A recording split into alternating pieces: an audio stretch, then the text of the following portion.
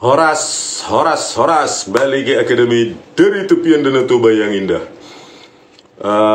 Pada video ini kita akan membicarakan ya betapa maraknya duifungsi Polri ya. Kalau duifungsi TNI sangat ditakuti ketika zaman Orde Baru pemerintahan Soeharto ya. Sekarang ini malah marak sekali ya, baik polisi, jenderal polisi aktif maupun yang sudah purnawirawan di jabatan-jabatan yang seharusnya dikuasai oleh sipil ya. Jadi inilah kita ya, padahal kepolisian Republik Indonesia track recordnya terburuk se-Asia Tenggara ya. Terburuk se-Asia Tenggara ya, institusi kepolisian ini, tetapi orang-orangnya dipakai di mana-mana. Bukannya nanti dia menularkan perilakunya korup dan segala macam itu ke institusi-institusi itu kan gitu. Harusnya kan ya boleh dipakai kalau kau benar dulu institusimu. Institusi ini kan kumpulan dari kelompok. Itulah menggambarkan institusinya. Ya, kalau institusinya terkorup, terbobrok, ya, terkotor se-Asia Tenggara, malah individu-individunya malah disebar kemana-mana ya. Alasannya ya, pada saat ini sangat gemar dilakukan, sangat gencar dilakukan oleh rezim Joko Widodo ya. Pada saat itu si Tito Karnavian ya, sebagai Kapolri, dia mengeluh banyak sekali pamen ya, kombes menganggur, pati jenderal menganggur, jadi dikasihlah disebar ke sipil. Enak kali gitu ya.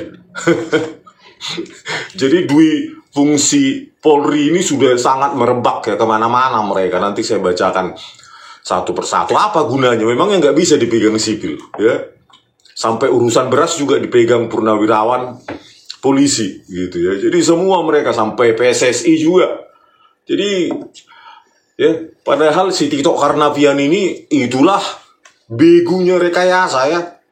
Itulah setannya rekayasa ya, Godfather rekayasa kasus. Ya, kasus Jessica Kumala Wongso, dia dengan Krisnamurti, dia loh tak rekayasa itu.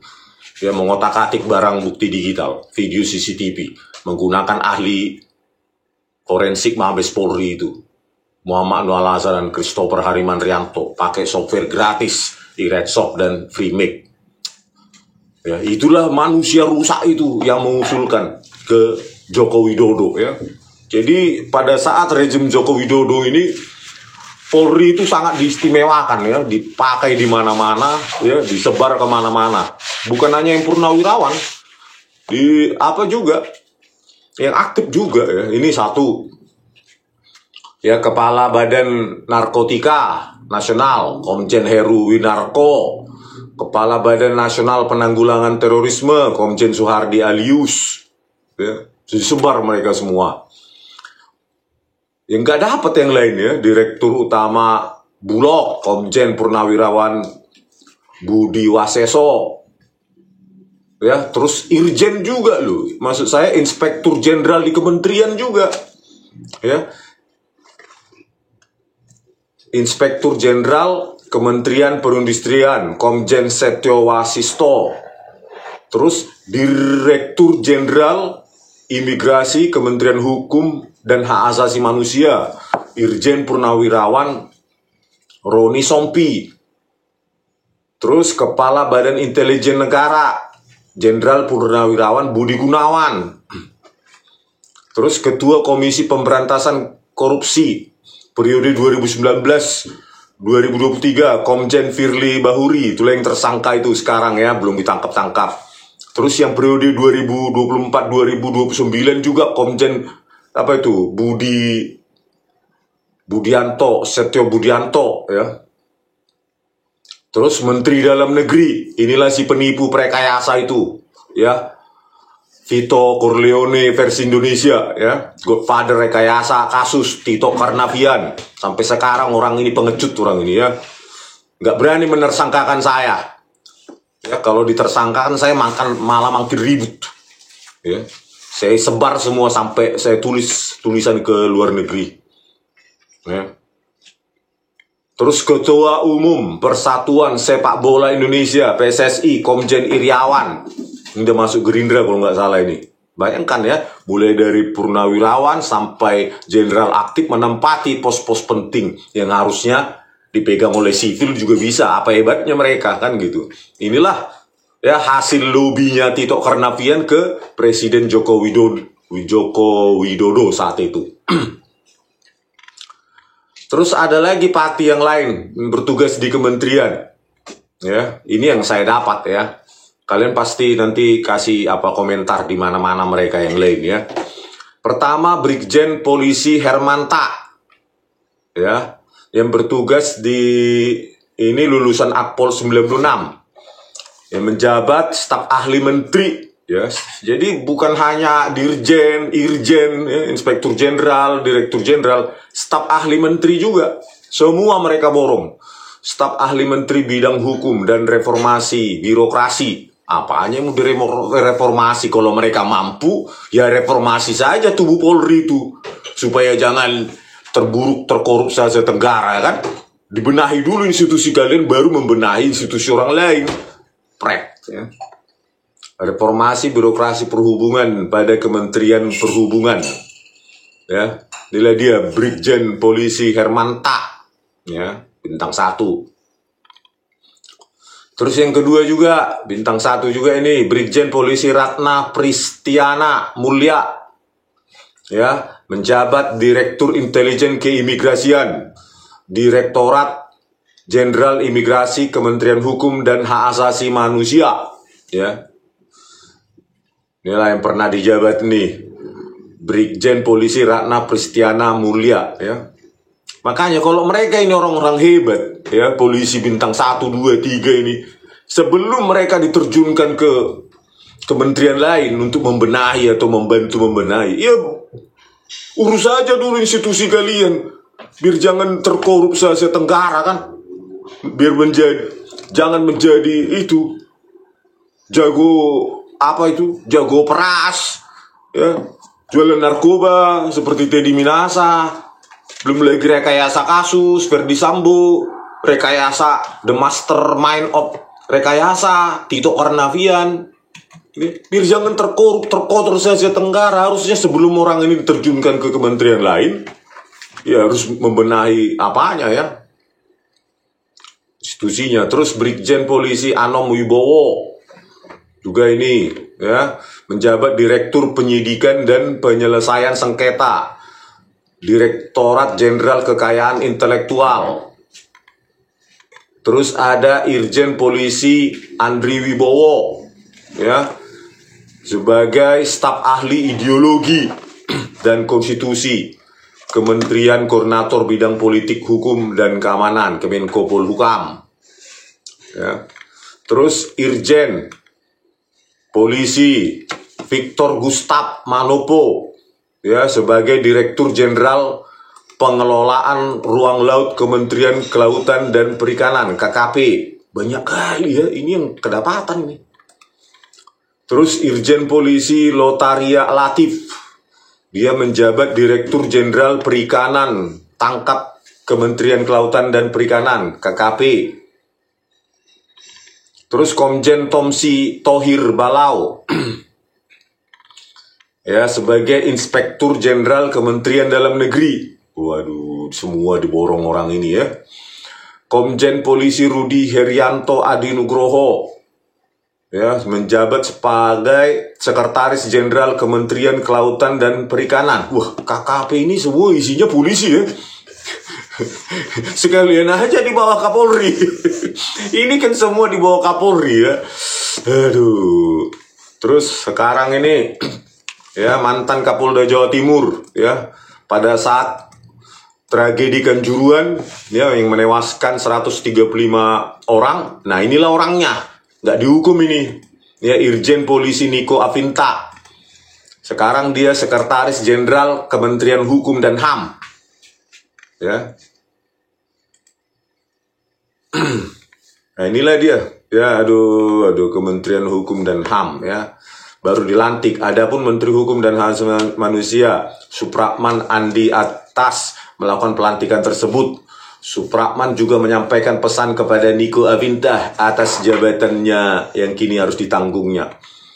Sebagai sekretaris jenderal, saudara bukan sekedar memimpin, namun saudara juga sebagai penggerak perubahan.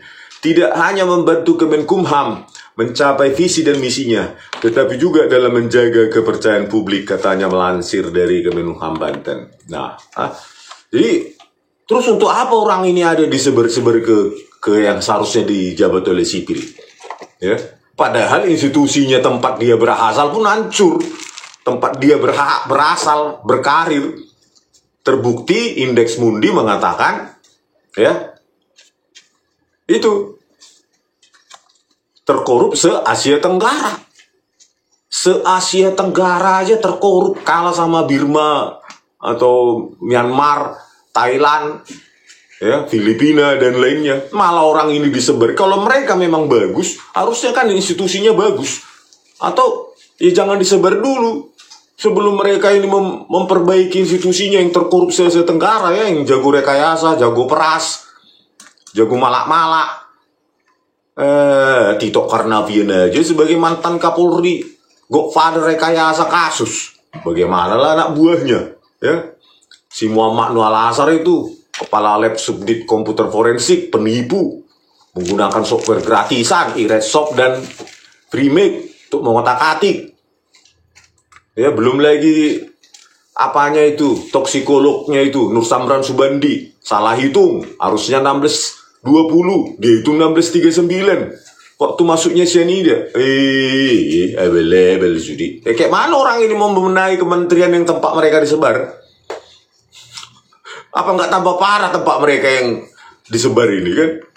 Inilah, ya, ini harus diperbaiki Pak Prabowo. Berikan, jangan lebarkan lagi sayap dui fungsi Polri, ya. Karena apa? Di catatan akhir tahun juga, ya, Listio Sigit Prabowo sebagai Kapolri kan sudah mengaku itu, meskipun kita tidak percaya nilai yang dia apakan itu, dia presentasikan, yaitu 46% katanya di media sosial sentimen negatif Polri, ya. Meskipun saya tidak setuju, ya, pasti di atas 80% itu kalau persepsi saya. Cuma kan dia ngomongnya simpulan, ya, sentimen analisis dari simpulan dari data mentah dia, ya, raw yang dia tambang web mining gitu. Tapi kan dia tidak memberikan datasetnya kepada kita, ya, biar kita olah juga dengan data analisis juga gitu loh. Mana gitu loh. Itu kan masih simpulan sendiri. Artinya bisa ditukang-tukangin, ya. Ya jelas ya bisa ditukang-tukang, itu hasil internal kan. 46%, bayangkan. Anggap aja 46% itu, ya, negatif gitu.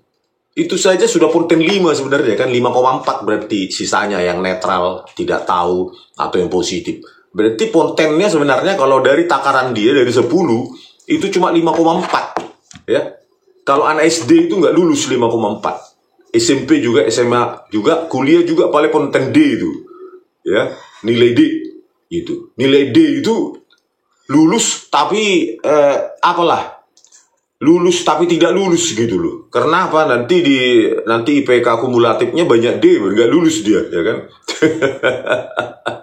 Bayangkanlah yang ponten D, ya, cuma skor 5, menurut sentimen analisis mereka, ya, 46% negatif. Berarti 5,4 itu poinnya dia. Yang tidak tahu, anggap aja kasih poin sama dia. 5,4 dan plus itu yang positif. Bayangkan 5,4. Nggak lulus. Tetapi malah disebar kemana-mana, ya, orang-orangnya ini. Apa mau merusak kementerian tempat tersebut? Supaya sesuai dengan institusi kepolisian yang terburuk, terkotor se-Asia Tenggara. Ya mungkin itu apanya. Si Tito Karnavian itu, ya, dulu agendanya, ya, meminta. Ini banyak yang menganggur ini, kombes kami sama pati kami, jenderal kami banyak nganggur, kasihlah ke sipil. Luar biasa, ini diperbaiki nih Pak Prabowo. Jangan sebar kepolisian, suruh dulu mereka membenahi kepolisiannya, tempat institusinya. Baik, jadi ada lembaga independen di Indonesia maupun bercermin dari lembaga luar. Matching misalnya skornya di atas 7 barulah disebar, ya. Minimum ya nomor 2 terbaik lah di Asia Tenggara, baru mereka sebar ke institusi lain. Ini terkorup, terkotor se-Asia Tenggara kok malah disebar-sebar, ya. ya menyebarkan penyakit lah, hama, ya kan? Oke pemirsa, inilah gambaran dui fungsi Polri yang sudah menyebar kemana-mana, Pak. Ya, terutama pada rejim Joko Widodo 10 tahun terakhir ini ya, sudah menguasai sendi-sendi kehidupan kemana-mana, yang harusnya itu dipegang oleh sipil ya, bukan polisi maupun TNI. Oke, sampai jumpa di video kami selanjutnya. Horas.